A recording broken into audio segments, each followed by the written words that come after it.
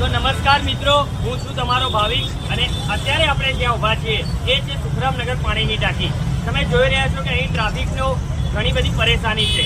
આ ટ્રાફિક ઘણા સમયથી થઈ રહી છે અને આ ટ્રાફિક આપણા ન્યૂ કોટન 4 રસ્તાથી લઈને છેક આગળ 4 રસ્તા આવે છે રખિયાલ 4 રસ્તા સુધી આ ટ્રાફિક થાય છે। આ ટ્રાફિકના લીધે અહીં રહેનાર રહેવાસીઓ પરેશાન છે, આજુબાજુ જે દુકાન ધરાવે છે એ લોકો પણ પરેશાન છે। રોજનું ઘણા સમયથી આ ટ્રાફિક સતત થાય છે, જેના લીધે અહીંના રહેવાસીઓ પરેશાન થઈ ગયા છે।